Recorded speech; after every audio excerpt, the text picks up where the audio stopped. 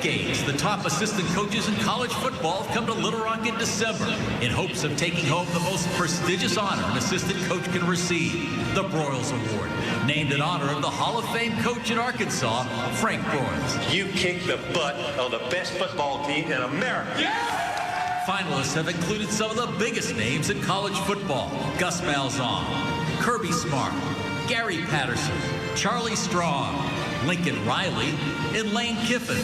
How about this, Cowboy?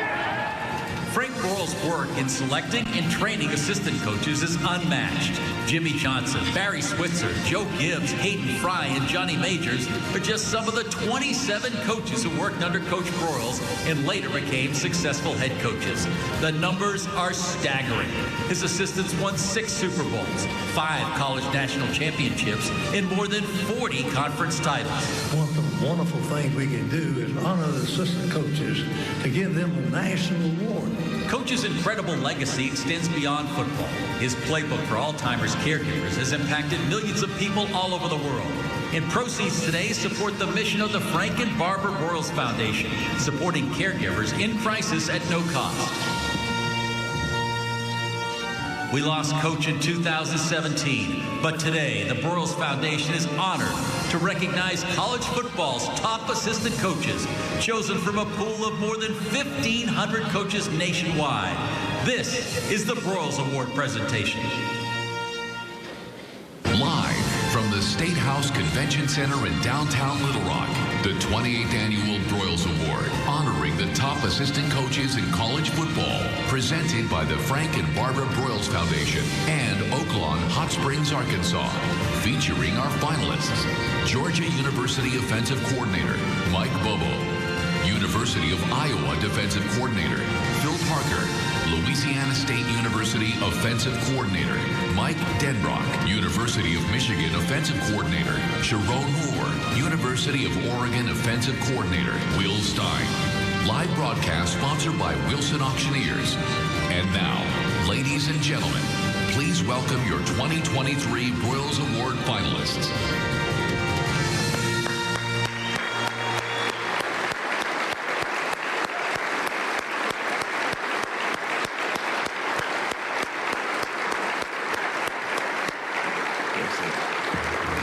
All right, welcome to the 2023 Broyles Award presented by Oaklawn Hot Springs, Arkansas, and benefiting the Frank and Barbara Broyles Foundation and their mission of supporting Alzheimer's caregivers. My name is David Basil. I'll be the MC today, as I have been for the last 28 years. Such an honor to be able to do this banquet every year and recognize the best assistant coaches in America. I want to welcome everybody who's watching on KETV throughout the state of Arkansas, Channel 7, and then all the fan bases who are following their coaches through streaming and social media. We welcome you all. Today is going to be a great day. You'll be motivated just watching Coach Broyles. Does that get you motivated, just remembering the charisma and the energy that he had? He was a special guy. One of the traditions that we've had over the last 10 years is inviting our governor to be a part of our program. And today we want to welcome the first woman to serve as governor of our state and the youngest current governor in America. I know she loves football because her dad, Governor Mike Huckabee, raised her right. Please welcome our 47th governor of Arkansas, Sarah Huckabee Sanders.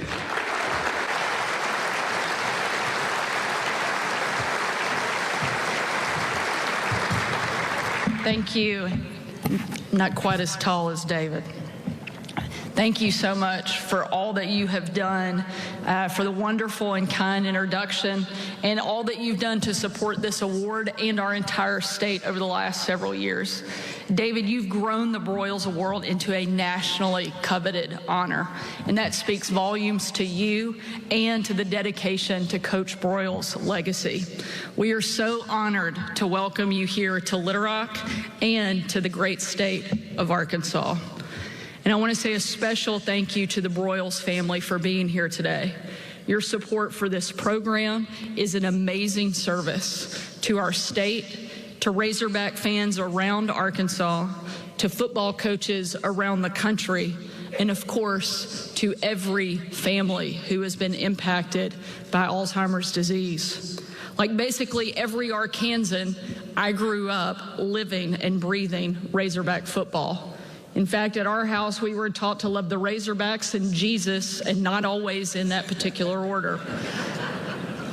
Coach Broyles was one of those giants we all knew growing up. His name is literally inscribed on buildings around campus, and his bronze statue stands just on the north side of Razorback Stadium. And just like my dad raised me, I'm happy to be raising my kids as Hogs fans as well. In fact, my husband, who's from Kansas City, we made a deal when we were dating. We knew things were getting serious and we had to start having those tough life conversations. Will we have kids? What sports teams will we cheer for? I told him I would let our kids be Chiefs fans if he would promise to let them be Arkansas Razorback fans. And now our sons talk about going and playing at Fayetteville. Unfortunately, I think they may need to put those dreams on hold. Just last month, I played my son George in his school's annual mother-son football game, and I'm happy to say, not to brag, but we beat them for the second year in a row. Unfortunately, he's only in the second grade, so I'm trying to rack up as many wins as possible. As they're getting taller and faster, we're getting older and slower, and the odds are not looking good over the coming years. But in all seriousness, Arkansas football brings families together. It's true in our family, it's true in the Broyles family, and it's true for families not just across the state, but across the country. More than anyone else, Coach Broyles is probably the reason for that love of Arkansas football. He was the coach who led us to our first and only national championship in football. He was the athletic director who made the wise decision to move us to the SEC. He tutored coaches and assistant coaches who today are some of the biggest names to have coached in college and the NFL. Names like Barry Switzer, Joe Gibbs, and Jimmy Johnson, just to name a few. As a graduate of Little Rock Central, it's a personal point of pride that of all the assistant coaches Coach Broyles could have chosen to be featured on the trophy beside him, he chose Wilson Matthews. That's the man who led the Central Tigers to 10 state titles in 11 years and whom Coach Broyles considered to be his most loyal and trusted assistant. A role model of the perfect assistant coach. And I'm not surprised because Central High Tigers are just a bit of overachievers. Even today, after Coach Broyles' passing, he's still helping uplift the younger generation through this award. As I mentioned, it's grown into something that assistant coaches around the country work for and covet. We've got 5 of them with us today who have traveled from all over the country to be part of this event. And while normally it's hard for Razorback fans to cheer for any other team, much less some of those who are represented here today, we could not be more excited or honored for your presence here in our state. And it's no doubt that they've traveled here for a good reason. Over the past quarter century, the vast majority of Broyles Award recipients have gone on to be head coaches. Coach Broyles and his leadership and vision paved the way for what Razorback athletics is today, making it not only a state or regional brand, but an image and place that's known around the globe. But his generosity and commitment didn't stop there. As you all know, when Coach Broyles' wife, Barbara, was diagnosed with Alzheimer's disease, he stood by her side throughout to help live the last years of her life in dignity. He even published a playbook for Alzheimer's caregivers, one that is enormously helpful and deeply moving. The Broyles Foundation distributes it free of charge in both physical and online copies. When Coach Broyles succumbed to the same disease 6 years ago, our entire state was in mourning. We hadn't just lost a legendary coach, we'd lost one of our state's biggest advocates, promoters, and success stories. We lost someone who embodied everything it means to be an Arkansan. But thanks to the hard work of the men and women here today, Coach Broyles' legacy lives on. I want to thank all of you for your efforts on his behalf and for keeping the flame of this program burning bright. And to the 5 finalists for this year's award, only one of you may walk away with the honor, but you have all shown yourselves to be outstanding assistant coaches in the same mold as Coach Matthews, who your head coaches can always depend on. And by doing that, you're walking in Coach Broyles' footsteps every day. Thank you for being here, and congratulations. Go Hogs.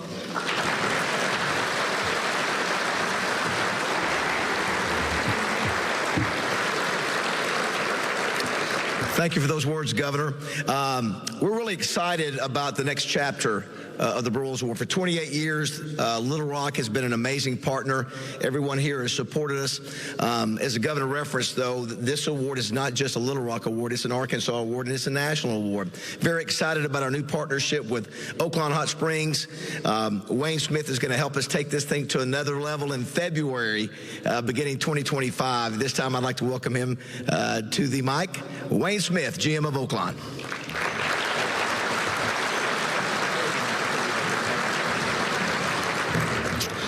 Hi, good afternoon. Oaklawn is honored to be the presenting sponsor for the 2023 Broyles Award. We gather today to not only applaud the achievements of the 5 finalists, but also to honor the legacy of the legendary Frank Broyles and to support the Broyles Foundation in its fight against Alzheimer's disease. The Broyles Award stands as a testament to the enduring spirit of coaching endurance and excellence. Today, let us celebrate the dedication, perseverance, and tireless efforts of these 5 coaches who have not only molded young athletes into formidable competitors, but have instilled in them the values of discipline, teamwork, and integrity, values that will follow them for the rest of their lives. Thank you for allowing us to be your presenting sponsor, and we look forward to the future and the partnership with the Broyles Award. Thank you.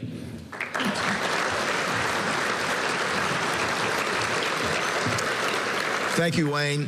As we saw the early video of Coach Broyles. Any video of Coach Broyles is outstanding. And these 5 finalists have not seen this next video coming up. Obviously, we're getting ready to watch what these guys have accomplished in the last year. But I want you to watch this 3 or 4 minute video and remind us why we're here today. And you'll see Coach Broyles with his own words tell us. In Arkansas, we're so proud of Coach Frank Broyles, who in 1964 gave us a national football championship. But the coach's greatest contribution may be the guidance he's given to millions of families caring for loved ones with Alzheimer's disease. Frank Broyles has always met challenges head-on. The right mix of preparation, inspiration, and communication made him a winning coach. When Barbara, his wife of over 50 years, was diagnosed with Alzheimer's disease, he brought the same proven combination to that battle. Again, preparation came first.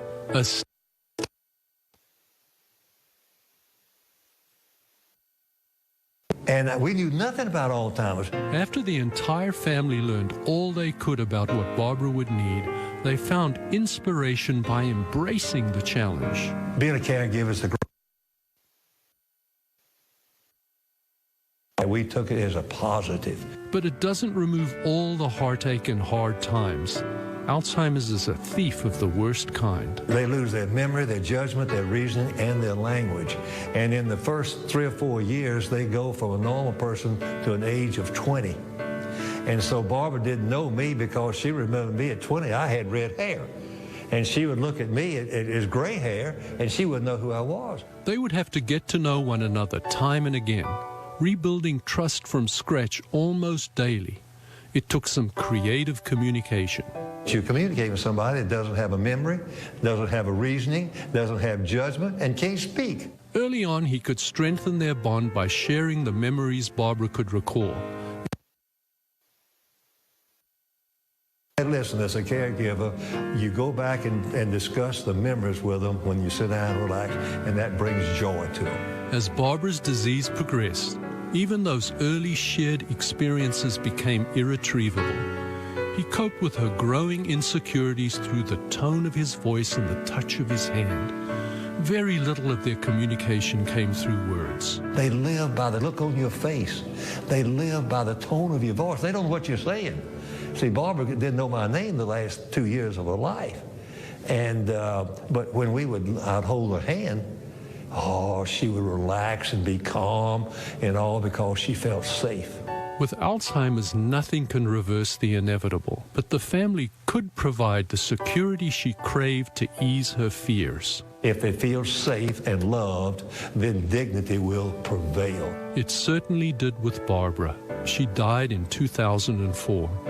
Frank still misses her profoundly, but he hopes caregivers will understand that if you take a winning attitude to a losing battle, you still walk away a better person.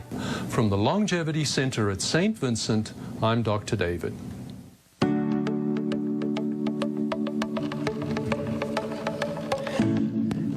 And it is my honor and pleasure to bring up two women who run the Broyles Foundation, the daughter and granddaughter of Frank Broyles, Molly and Betsy. Come on up.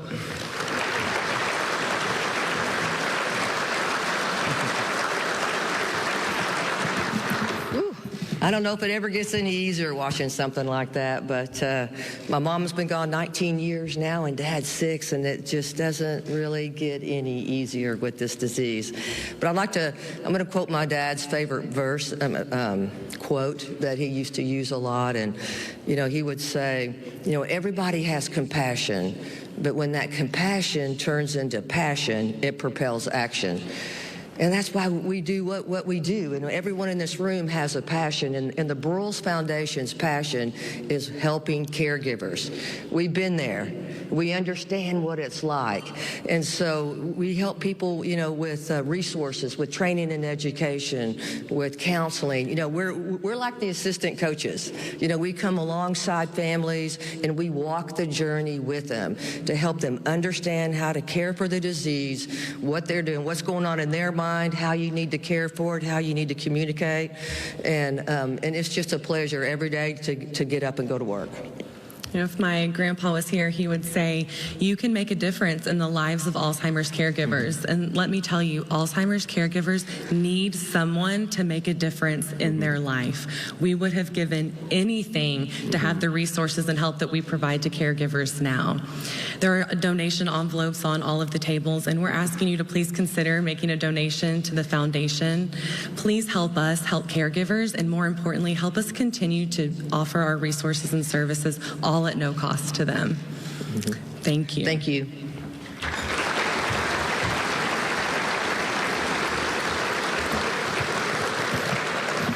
Thanks, Molly. Thanks, Betsy. They'll be back up to announce the winner here in just a minute. Before we introduce our 5 finalists, there's a special group of men that have traveled all over the country to be here. 4 years ago, the Broyles Foundation decided that we would go to the high school ranks and start honoring high school Broyles Award winner from each state, the best assistant high school coach in the entire state. And in just 4 years, we have grown to 34 states. And if you can, Jeff, we'll see. And I will say of the 34 states that you'll see pop up here, 24 coaches from 24 states are here with their wives, some as far as Alaska, some as far as Hawaii, and they're excited about this program. They know what the Broyles Award means and at the college level, and now we're seeing what it means at the high school level. So we're very excited about that. Clayton Harrell has been working very hard. Molly's husband. Do want to thank presenting sponsor Field Turf. But at this time, we want to have those 24 high school Broyles Award winners from the 24 states. Please stand up and let's give them a big round of applause. Coaches.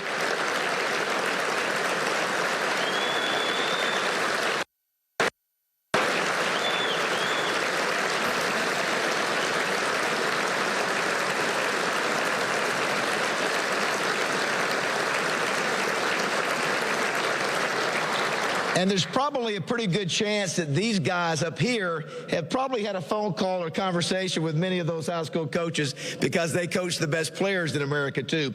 But we can't wait to get over to Oaklawn Hot Springs next year, grow that to 50 states.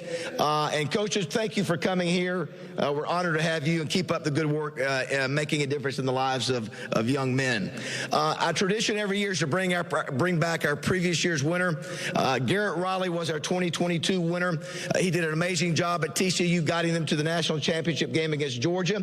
He was hired by Clemson and has served as the offensive coordinator at Clemson. He is one of the two brothers, the only brothers to ever win the Broyles Award. Lincoln Riley's brothers, the head coach at USC, and a great guy. But it's really our honor to bring back from last year, Garrett Riley.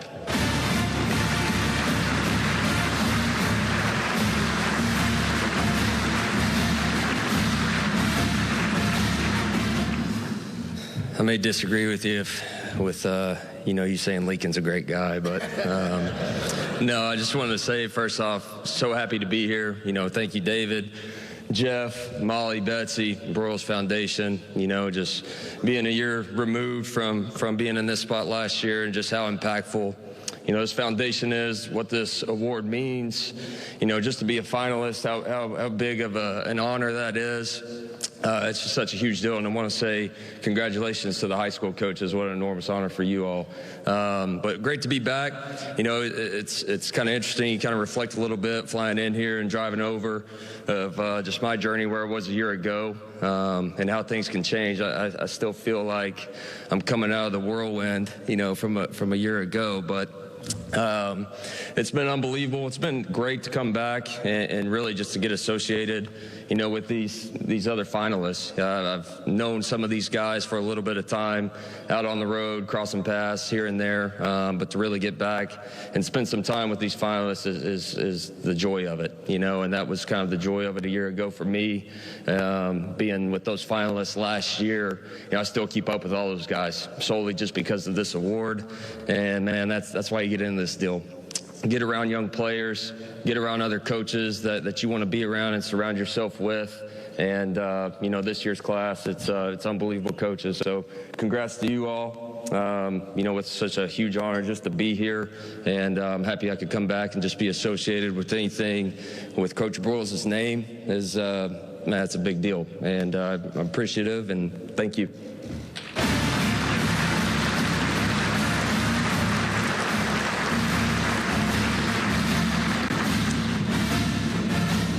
Time to meet our 2023 finalists, and to help us do that is a guy that I think everybody here in this room has gotten to know. He does our radio show with us at 103.7 The Buzz. Has done it for about 10 years now. He's one of the greatest offensive linemen in college football history. A unanimous All-American, Outland Trophy winner for the Pitt Panthers, winner of 2 Super Bowls under Joe Gibbs, who just happened to be an assistant under Frank Broyles. It's great to have him back here. He never charges a dime. He's here because he knows what we're doing and the cause that we're trying to help. And he's a class act. You talk about a loyal guy. There's not as loyal guy as this. You'll never meet somebody. And the amazing thing is he looks like he can still play. Please give it up for one of the great offensive linemen that we know, Mark May.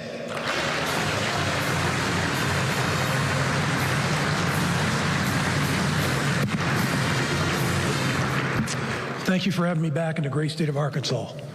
I come back every year because of the people here, the way that I'm treated, the fellowship and the family atmosphere, and to be invited back every year is not only an honor but a pleasure for me. The coaches up here you're going to look at today, they're all great coaches. We all know that. But when you look at a football program, the face of the football program is the head coach. But the backbone of a football program are these guys, the assistant coaches, because they spend the most time with each and every player. They mentor the players on and off the football field, and they develop them from young boys to young men. And that's one of the greatest accomplishments you can have is being a coach. High school or college, that's it. That's the respect that I have for coaches. So that being said, let's get to our first finalist. From Georgia, Mike Bobo, the offensive coordinator.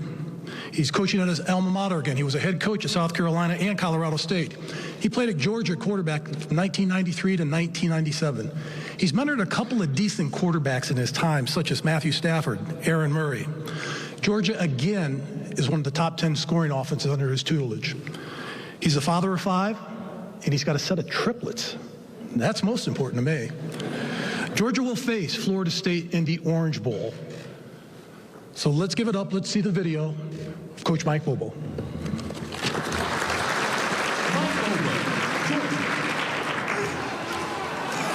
action pass. Beck was looking deep, throws it deep.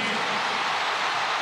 Touchdown, Georgia. With the first-year starting quarterback, Carson Beck, most expected the Bulldogs offense to take a step back this season. That didn't happen. Mike Bobo's Georgia offense scored at least 30 points in all but one conference game. They passed the 40-point mark 6 times and put up over 50 against both Ole Miss and Kentucky. Bobo's offense is ranked 6th in total offense with almost 500 yards a game, and they have excelled in the most important down. Georgia is 2nd in the nation in third down efficiency. Standout receiver Ladd McConkey missed 4 games with an injury, and All-American tight end Brock Bowers missed 2. Bobo pivoted. He used all his weapons. 19 different Bulldogs have caught passes this season. 10 of them had touchdown catches. Today, Mike Bobo joins a small fraternity. 11 years ago, he was a Broyles Award finalist in his first stint with Georgia. Please welcome 2-time Broyles Award finalist, Georgia offensive coordinator and quarterbacks coach, Mike Bobo.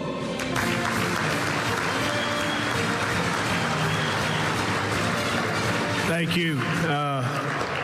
That's what I really look like now, that old guy right there. That video of me fist pumping in the booth, that was about 13 years ago. Remember how skinny I was back then, dear? Truly honored to be here at the Broyles Foundation. I can't say enough about the hospitality that's been shown to me and my wife, Betsy, Molly, David, Jim. It's been outstanding, and to be here with these coaches, these finalists. I said last night, we do have one defensive coach down there. You know, most of us offensive guys, but I said last night, a lot of times coaches, we steal and we copy, and a lot of that's done in the off season. But technology now, every week I'm having a young GA or quality control guy go find me, some new screen. Coach Stein's doing it at Oregon. Some new way. Coach Moore's running the ball in short yards at Michigan. Everything LSU's been doing all year seems to be working, but just great coaches, and truly, honored to be here today for the luncheon. First, I want to recognize the head coach of my family, and that's my wife, Lainey. Met her at the University of Georgia. She's allowed me to follow my dream, and that's coach. And she has done an outstanding job as a mother. She's raised five beautiful kids. My oldest plays football at the University of Georgia, an offensive lineman. We have triplets, 2 girls and a son, and then my youngest daughter's 16. And we sacrifice a lot, and I can't say enough what you do, Lainey, for the family. Just really appreciate that. Wanted to say a little bit. Tell your story. My story, I've been blessed my whole life. I always wanted to be involved with football. I grew up around football coaches. My dad was a high school assistant football coach. And every day when I got out of elementary school or middle school, I was running to that field house. And I wanted to be a part of that football team, that football program, that community, and it just grew. And my dream wasn't really to play college football. It wasn't to play in the NFL. It was to be a part of that community, that football team, because I saw the impact that my father and other coaches had on young men, not just me, but young men in that community. Some of them went on to play in the NFL. Some of them went on to play, win national championships, and some of them went on just to be good husbands, good fathers. And, that's what I wanted to do. I wanted to have a chance to come back and coach high school ball. Fortunately, I played at the University of Georgia and had an opportunity, to get into college coaching. And I can't say enough about my college coaches, Ray Goff and Jim Donnan. Jim Donnan, who's still around in Athens, Georgia, who's still a very close friend to me and to my family, encouraged me to get into coaching.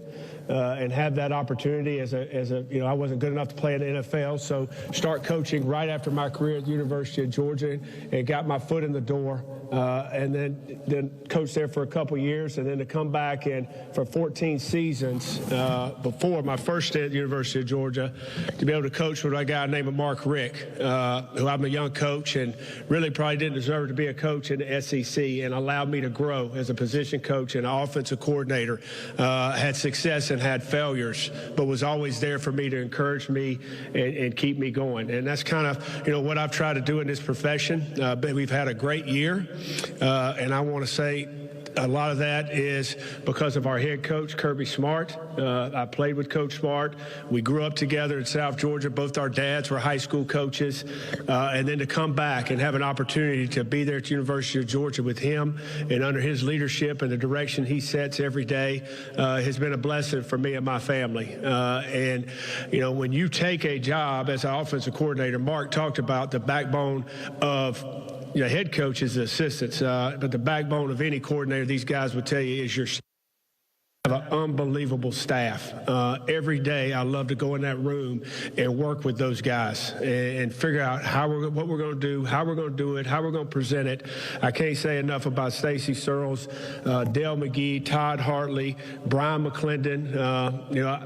I coach with some of those guys. I coach some of those guys, and we have an unbelievable room. And it's not just those coaches. College staffs now are a lot bigger. We have Brandon Streeter, Daryl Dickey, analysts that help. Montgomery Van Gorder is my quarterback analyst coach, and his dad won this award, I think, in 2002, Brian Van Gorder, and he's there on our staff. But just an unbelievable group of men that come in and work every day that make it possible what we do.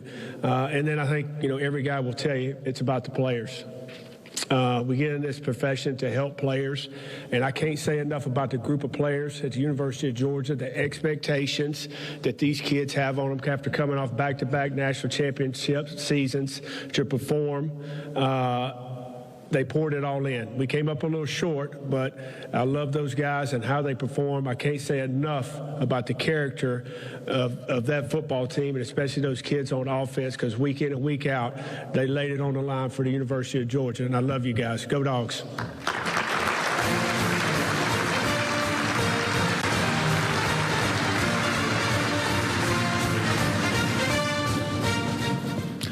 Our next finalist is LSU offensive coordinator Mike Denbrook.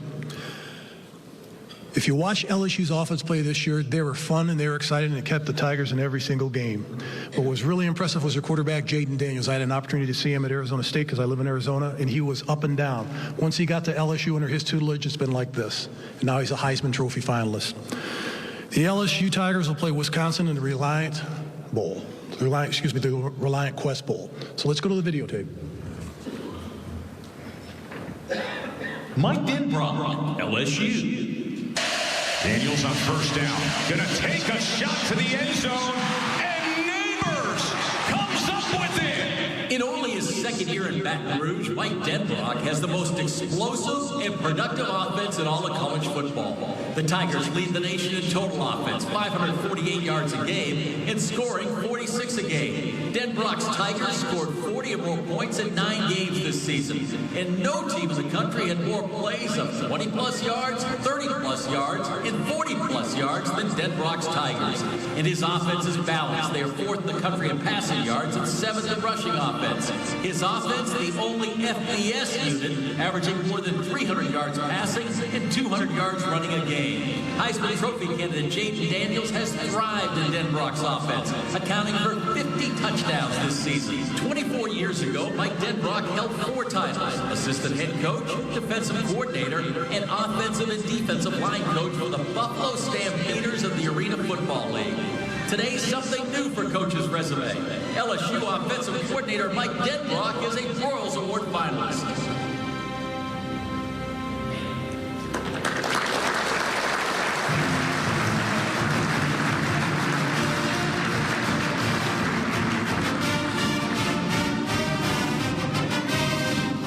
Well, thank you all so much. That video was extremely flattering, and I'm humbled to even be here with these other finalists. These are great football coaches, great football minds, and for me to even be in the company of these guys is a great honor for me. I hope that somewhere along the way, they come up with other great ideas so I can continue to swipe them as much as I possibly can. But my thanks to the foundation. David, thank you. Molly, Betsy, Clayton, you've been fantastic. And we won't tell everybody where your true alliance lies with the Fighting Tigers, but we appreciate you more than you know. As all of us do, there's a lot of people in our life that help prop us up and give us an opportunity to even be in a place where such a prestigious award is even possible. And for me, obviously, that starts with my family. My wife, Diane, is here. I can't do it without her. She is the rock of what we do and how we do. I'm so appreciative of her every day. She's a beautiful person inside and out and helps make me a better person, and everybody needs that in their life. Along with my wife, Diane, my sister Carolyn is here as well. I'm so glad that she made her way up from Florida. My brother Larry and his wife Tamara are also here. They're seated over here at the table. In my own household, and my light and really my why, as much as my wife Diane, is my son Chance. He's a 6th grader, a 12-year-old, and yeah, I'm a little ancient to have a 12-year-old. That's true, but he is my pride and joy, and the best thing that ever happened to me in my life by about 1,000,000 miles. And Dominic is my nephew, and he also lives with us, and obviously is brought a lot to our family as well. I love him for that. My friends came from all over to be here as well. Dave Winham is here sitting in the back, and Dave and I go way back to the arena football days that was mentioned in the video. He was good enough to give me an opportunity. Willie and Stevie, his sons, are here. We love them. Al McKellar, who has been a friend of mine for 40-some years, is here, and he has been by my side through thick and thin, through all of anything that I've ever accomplished in my life. He's been a part of, and I really appreciate him. This really, more than anything, isn't anything to do with me. I'm blessed at LSU with incredible resources, obviously, an incredible coaching staff to get to work with, whether that's, doesn't matter whoever's in that building. Our sole purpose is to support our student athletes every day as best we possibly can. In the offensive staff room in particular, that I get the great fortune to be in charge of, the coaches that I have in that room could very easily sit in my chair just like I am, and they could very easily be sitting and standing in front of you giving this speech, but instead it falls to me. So I want to make sure I thank them. Joe Sloan, our quarterback coach, Cortez Hankton, our wide receiver coach, Frank Wilson, our running back coach, Brad Davis coaches our offensive line, does an incredible job, as you guys in this area of the country already know.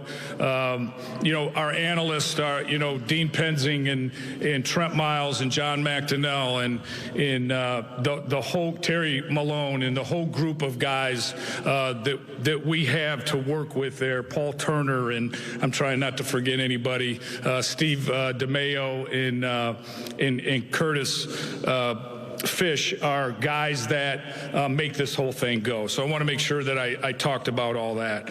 I got into coaching because of the impact that coaches had on me in my life. And I was very fortunate to be raised in a town of about 1,500 people. If there's 1,500 there, we had one stoplight and one yellow blinker. So I'm a country boy from way back.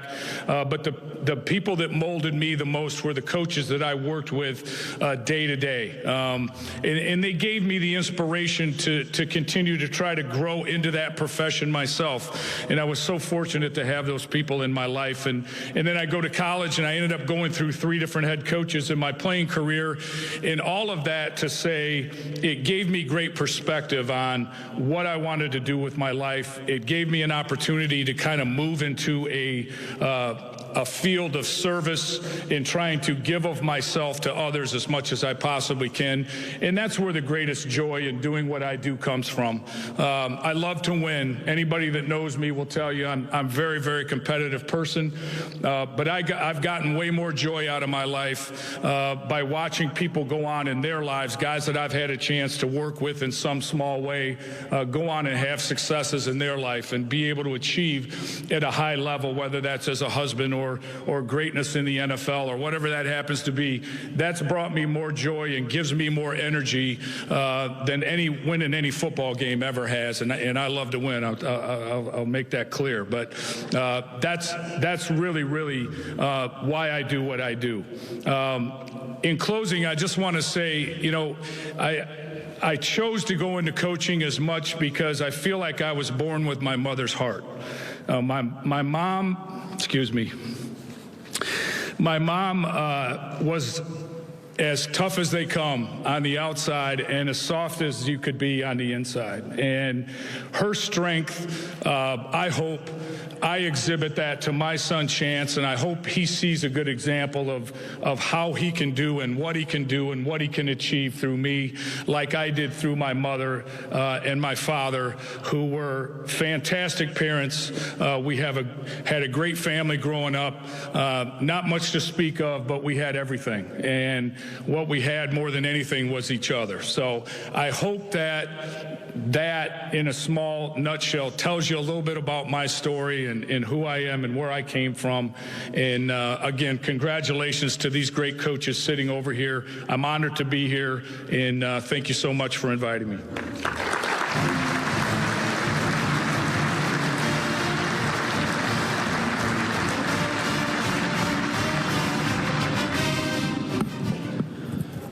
Our next finalist is Michigan offensive coordinator / offensive line coach, Sharon Moore.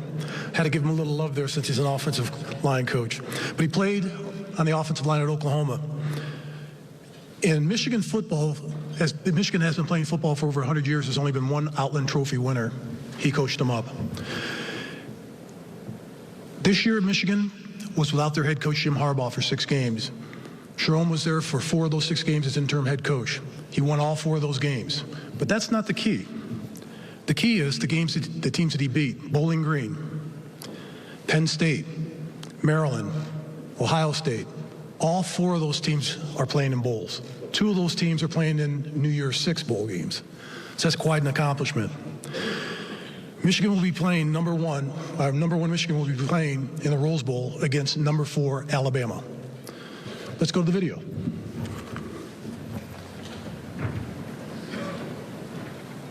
Sharon Moore, Michigan. For this university, the president, our AD, we got the best players, best university, best alumni in the country. America fell in love with interim head coach Sharon Moore. Let's back up 2 years, and Moore's Wolverine offensive line becomes the first line to win the coveted Joe Moore Line of the Year award in back-to-back seasons. This season, Moore's Michigan offense has been top-notch in the most important stats. They tied a Big Ten record by scoring 40 or more points in 5 straight games, and no running back has found his way to the end zone more than Michigan's Blake Corum. Moore's offense ranked 3rd in pass efficiency and is the least penalized unit in the country.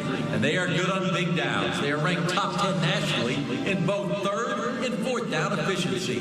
In what has been a season of firsts, one more. Michigan offensive line coach and offensive coordinator Sharon Moore is a Broyles Award finalist.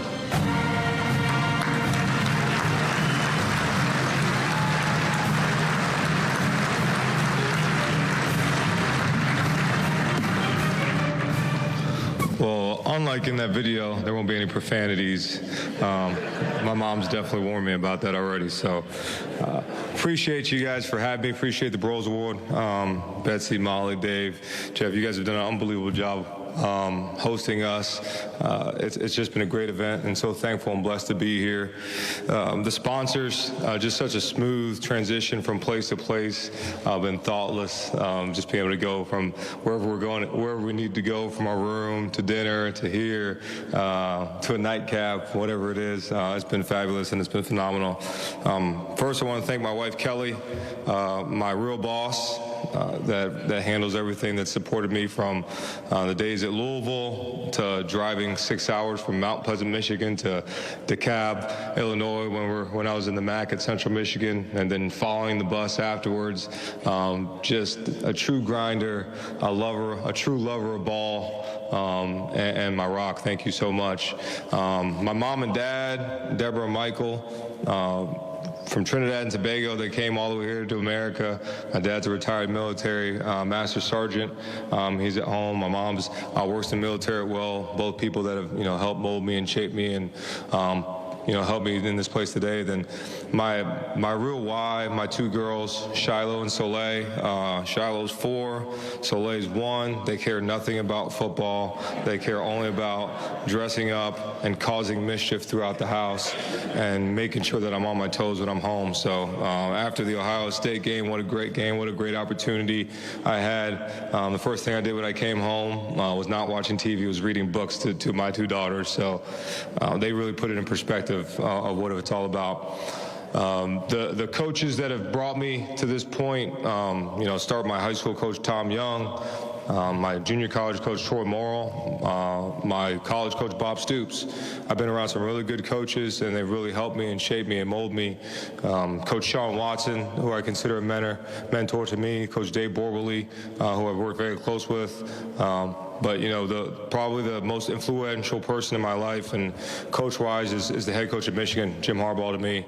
Very special. Has presented me with an opportunity, unlike many others, to be able to coach the offensive line, be the coordinator, call plays, and put me in a position to be successful. And, great leaders empower, and he really does that throughout the whole staff and has allowed me to be in this position. And I'm just so thankful for him and what he's done to the staff that we have.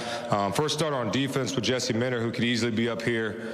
Again, phenomenal coach, phenomenal person, his defensive staff, and then the staff that I work with, Coach Kirk Campbell, our quarterback coach, Coach Grant Newsom, our tight end coach, Coach Ron Bellamy, our wide receiver coach, and Coach Mike Hart, our running back coach.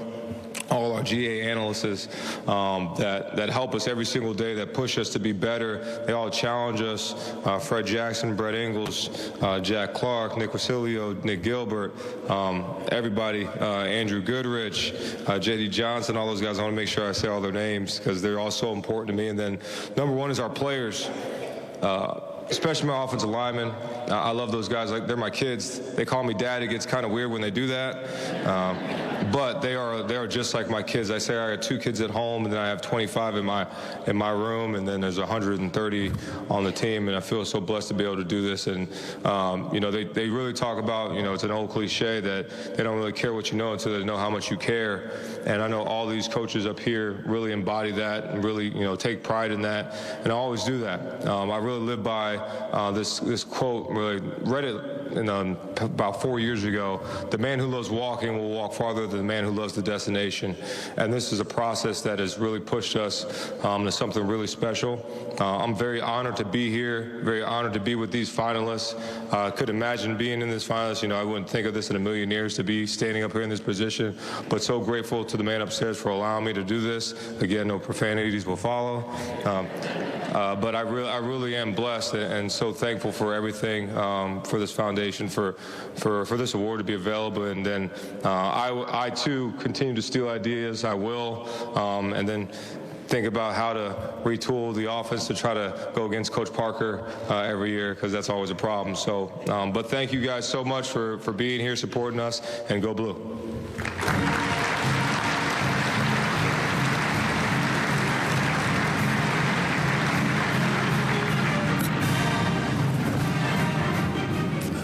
Our next finalist, we have a defensive coordinator, Iowa's Phil Parker. If you looked at Iowa this year, their offense was at the bottom of the FBS, but their defense was at the very top. His defense was like a boa constrictor. Once they got a hold of you, they never let go. He's a 3-time All-Big Ten defensive back at Michigan State. If you look at Iowa this year, they say defense wins championships. Well, they won the Big Ten West. Without his defense, they wouldn't have gotten there. They're going to be playing in the Citrus Bowl against Tennessee. Let's get to the videotape. Phil Parker, Iowa. He'll try the right side as well. Ethan Herkin, second time you called his name. No unit in the country has been more important to its team's success than Phil Parker's Hawkeye defense. They willed Iowa to a Big Ten West title. We're talking about a defense with no weaknesses. 7th in the country in total defense, allowing just 279 yards a game. 4th in scoring defense. They held 8 of their 9 conference opponents to 16 points or less. Parker's Hawkeye D is also 7th in pass efficiency defense and leads the Big Ten in red zone D. And Parker is no one-season wonder. His Hawkeye D has been a top 6 scoring defense 3 of the last 4 years. And get this, an Iowa defender has registered a pick 6 in each of the last 16 seasons. The Hawkeye Nation has just one question for the Broyles Award. What took so long? Please welcome a coach who just gets better with age. Broyles Award finalist, Iowa defensive coordinator, Phil Parker.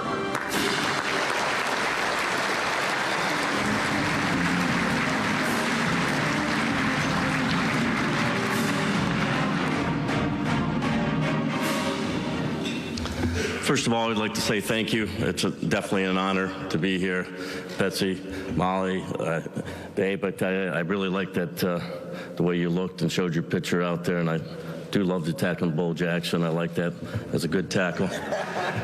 Jeff, I appreciate everything that you've done for us to make it so comfortable here, okay?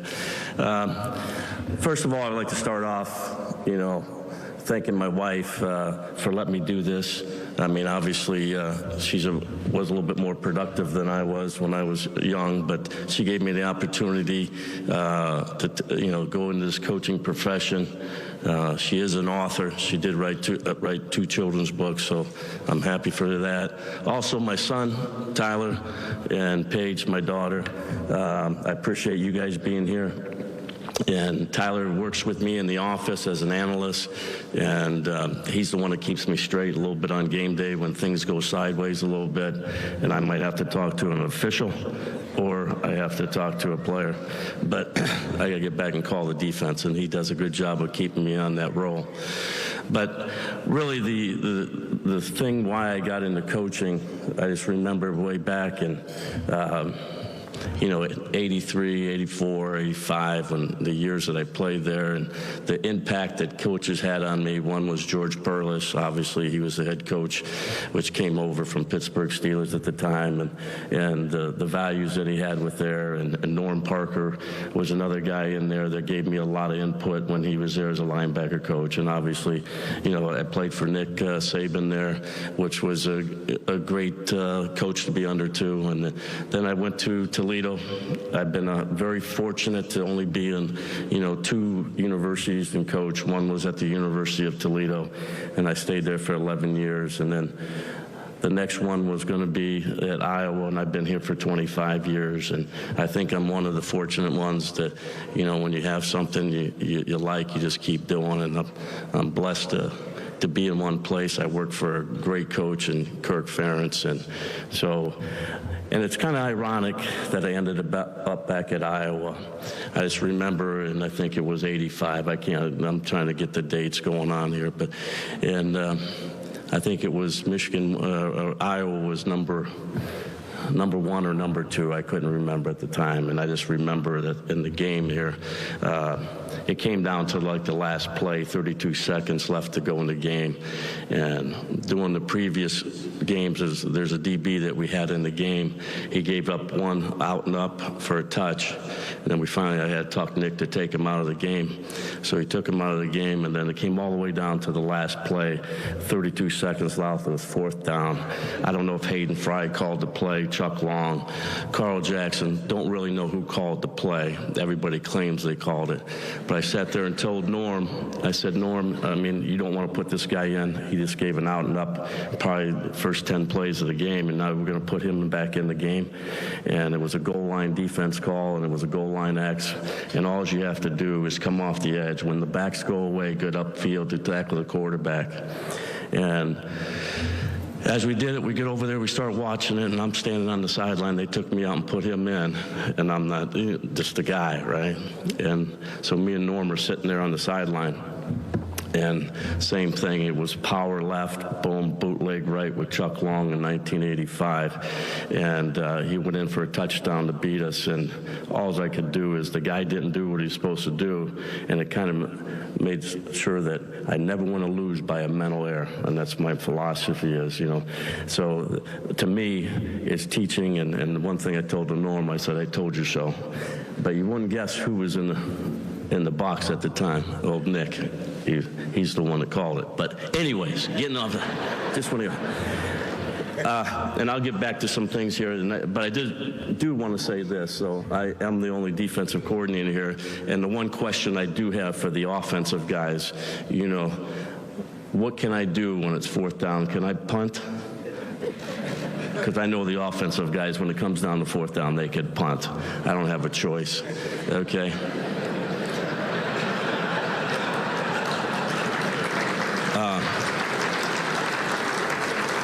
But anyways, I really like to go back to the time that I've been there at Iowa, the culture that's been there, the players. You can't do it without players. You got to get the right players, and then they all have to be on the same page. And I think this was one of the greatest years that we had. I thought of all the different challenges you have, you know, losing players, struggling a little bit on offense, but this the way that everybody stayed together as a team and didn't divide, which a lot of times outside the buildings, that's what happens when things aren't going well. And I just really appreciated the way they went about their business. And you can't do that without great leadership. You know, obviously my room that I have in there, Seth Wallace, Kelvin Bell, Jay Neiman, and my son, and then Shane Velo, he's another analyst in there. And the 2 GAs is Adam Cox, which played for us, and then obviously Jack Kerner, he also played for us. And so just to have those guys, you can't do it without a group of guys that are all committed to winning. So I've been very lucky, and I've been very lucky to be with a head coach that understands, and he's one of the best head coaches I ever coached with, and I just really appreciate everything he's done for me. And once again, I'd like to thank my wife and my family. Thank you.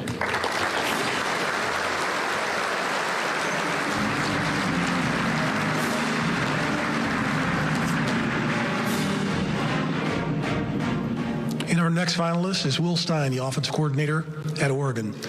Oregon's offense was pretty good last year, but they got a lot better this year. If you look at their offense, most of you are SEC football fans, I'm sure. You remember when Bo Nix played at Auburn. He was okay. But once he got to Oregon, he got better. But this past season, phenomenal. Heisman Trophy finalist. It's because of his offense. Oregon hasn't had a Broyles Award finalist since 2014. They will play undefeated Liberty, 13-0 in the Fiesta Bowl. Take the Ducks and give the points. Let's get to the videotape.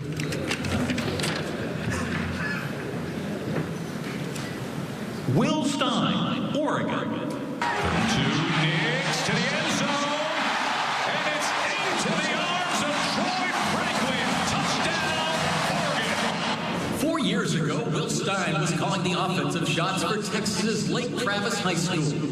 This season, Will was in charge of one of the most productive offenses in the country. An Oregon offense that was good last season is now elite under Stein. The numbers are crazy. 45 points a game, which is second in the country. Number 1 in passing yards a game, 351. And no offense in the country had more first downs or allowed less quarterback sacks than Stein's Duck offense. Stein's Oregon offense scored at least 30 points in every game this season. It's one of the great success stories in college football. In one season, Will Stein jumps from Texas San Antonio to powerhouse Oregon and knocks it out of the park. Please welcome a 34-year-old with the it factor. Broyles Award finalist, Oregon offensive coordinator, Will Stein.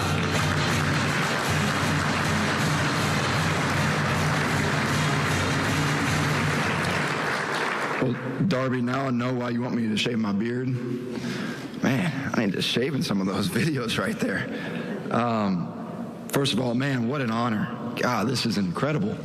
This room on TV, broadcast across the country on YouTube, like this is an unbelievable honor. I can't even describe to you guys how cool this is. I mean, I am one lucky individual right now. I want to thank the Broyles Foundation, Betsy, Molly, David, Jeff. I mean, I know everybody up here said it's a first-class event. They are not lying. This is from the minute we touched down here in Little Rock to the hospitality at the Capitol Hotel, which is fantastic, absolutely beautiful, to the food, to the socializing, to being able to connect with some high school coaches last night. This has just been unbelievable opportunity that I will never forget. obviously talked about my wife, but I want to recognize her, Darby. We met in 2012 at the University of Louisville. I was playing football, I was driving around, and I saw some pretty lady running around and said, "Who is that?" And she's a new lacrosse player. I was like, "Whoa, okay. I'm going to need to get to know some lacrosse players." And sure enough, 10 years later, we got married. We had our first son, Joey. He's now a year and 2 weeks, so if you can imagine that timeline, I took this job when Joey was 2 weeks old, moved across the country to Oregon when he was 6 weeks old, and it's never easy. It's never easy to leave people that you love. Everybody thinks it's an easy transition, but it's not. But because of Darby, because of the way that she's handled everything, the unbelievable mother that you are, you've made it easy. You've made my life much easier, which we all know that this profession is not. But because of your love, your support, it's been incredible. And speaking of Joey, he is named after Darby's grandfather, Joe Carruthers, who was a player and coach at Michigan State, who actually passed away with Alzheimer's, probably about 5 years ago. So this means a lot to us, means a lot to our family, much more than just the plaque, the award, the coaching, because we know what this foundation's all about, and it's really important to us as well. I want to thank my family, who I know is watching, my mom, Debbie, my dad, Matt, my brothers, Matthew, Nathan, and Lee, all my family back home in Louisville, Kentucky. It's just a really special moment to know that you guys have been along this ride with me, from being a walk-on at Louisville quarterback, rising up the ranks, going to high school football in Austin, Texas, and now here on this stage representing the University of Oregon. Very, very cool. I want to recognize the other guys on this stage. I mean, I feel blessed even being the same era as you guys. You guys have been doing this much longer than me. That's not a knock on anybody's age up here now, okay? That's just some facts. And, I told Coach Denbrock last night, he doesn't even know, but I was in the audience watching him clinic at an AFCA convention when he was at Notre Dame. I've known Sharon since I was 19 years old. He was a graduate assistant at Louisville when I played, and to see his career where it is now, he's a man that I look up to in this profession. Coach Bobo, just when I think about Mike Bobo's offenses, they're just so clean. They play free, fast, and efficient, and just really respect all the work that you do. And then Coach Parker, obviously we got to know each other over the weekend, but when you think Iowa football, you think about toughness, and he exemplifies that just on a daily basis when you get to know him. I want to thank the University of Oregon. I want to thank Rob Mullins, our athletic director. I want to thank Dan Lanning specifically for taking a chance on me. Dan's got an unbelievable story. He was obviously a Broyles Award finalist twice, but before that, he was a middle school PE teacher. So he knows what it's like to work from the ground up. He knows what real coaching is. He knows that relationships matter, connection, being able to grow in this profession, being tough-minded, and being able to sacrifice for your family are all things that matter to him. And he saw that in me and took a chance. So I'll be forever indebted to him and grateful for the University of Oregon for taking a chance on me. Just a little old G5 school in San Antonio, Texas. It's a lifetime, it's a dream come true. It really is. I want to thank our offensive staff. Like all these guys mentioned, I know it's repetitive, but it's true. This is a award for them as much as it is for me. I'm just one piece of the puzzle. But when you think about the unity that we showed together as an offensive staff, I think that's what really showed out on the field. Talk about Alik Terry, offensive line coach, Drew Maringer, our tight ends coach, Junior Adams, receivers, Carlos Lachlan, running backs, Jordan Salkin, who works with our quarterbacks, Koa Kai, Steve Wanga, Cutter Leftwich, Jack Smith, Reese Messner, Colin Lockett. We have a phenomenal staff of men that do things the right way, that really tutor these young guys and help them grow on and off the field. And it's really special to share this stage knowing that I'm representing them as much as I'm representing anybody else. It's a player's game. We all know I got the chance to coach Bo Nix. It was pretty damn cool. And I wouldn't trade 1 minute of this year trying to coach anybody else. He's extremely special to me, but more than just Bo, our entire offense. I mean, I got to coach Bucky Irving. I got to coach Troy Franklin, Terrence Ferguson, Stephen Jones, Jackson Powers Johnson, these phenomenal football players and guys for the last 8-9 months. And when I say a dream come true, I'm serious. It's unbelievable that I'm even in this position on this stage. And I got to coach those guys at Oregon in Autzen Stadium. I mean, what a dream come true. So thank you to the players. You know, our message to our players this year was going from good to great. And defining that is tough, because you can look at wins and losses, and did we go from a good team to a great team? You could argue the only great team up here is Sharon, because he's in the Final Four. But I know all these guys are part of great teams. I know our team was great in more ways than just wins and losses. And it's about the consistency that we showed from start to finish. Did we want to win all of them? Sure we did. Did it hurt when we lost? It hurt like hell. But we know that we grew. We know that we became better. We became more of a tight-knit team, a tight-knit community, and it showed on the way that we played. And I'm forever proud of this team. I'm forever proud to be a Duck. I'm proud to be associated with this wonderful award, and I cannot wait to see what happens next at the University of Oregon. So thank you very much. Appreciate everybody in this room. Go Ducks.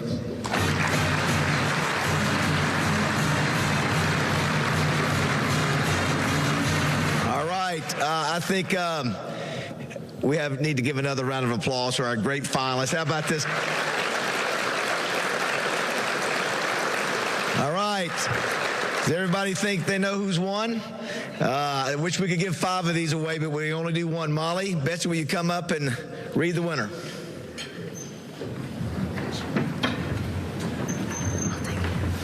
All right. Okay. Here we go. The 2023 Broyles Award winner is Phil Parker, Iowa.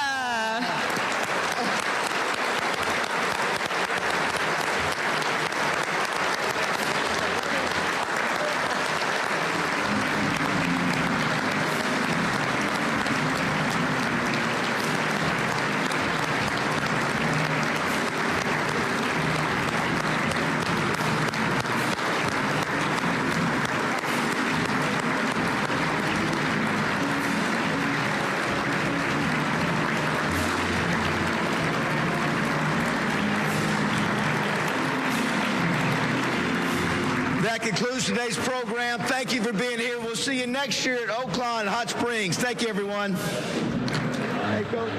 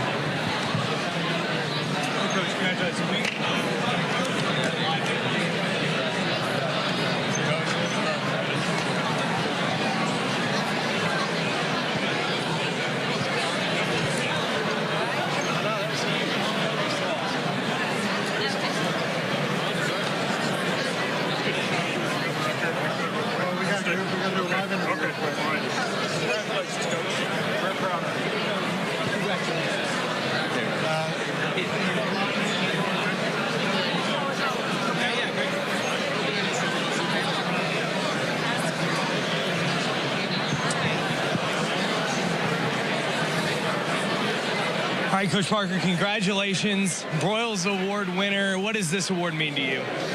Well, just, to me, with what it means about, taking care of kids and helping them learn and teach young guys to make them to grow into men. And I think with, Frank Broyles, what the reward is when he hired a high school coach to come in and coaches and help them coach, just knows that it's a teacher trying to teach kids. And And that's really what it is, trying to change people's life and affect them and make sure that they exceed at a high level and make sure they take their full potential. As football has moved to be a more offensive game, you were the only defensive coach here among the finalists. What does it mean to you to be able to represent that side of the ball, and what made you guys so successful there this year? You know, it goes with our players. Our players do a good job of preparing, and it takes a lot of time and effort and investment in there. And we have great kids and great leadership, and I think it takes a team to be successful. And I just think that everybody, didn't matter what the score was, that everybody was playing at a high level and up to their full potential. That's for you. This feels like a long time coming. You've had successful defenses in the past. To be recognized at this point, what does it mean for you in your career? It's an honor, you know. It's kind of funny because awards, you don't do it for the awards, you do it for the people, the kids that you're coaching, and you know, obviously we got another game coming up in here on the 1st, and that's the things that's important to me and I appreciate the award and very honored to have it, but we got to go back to work, and that's what I'm looking forward to. All right, Coach. Well, congratulations. A great honor. Your Broyles Award champion, Phil Parker. Thank you. Coach, if you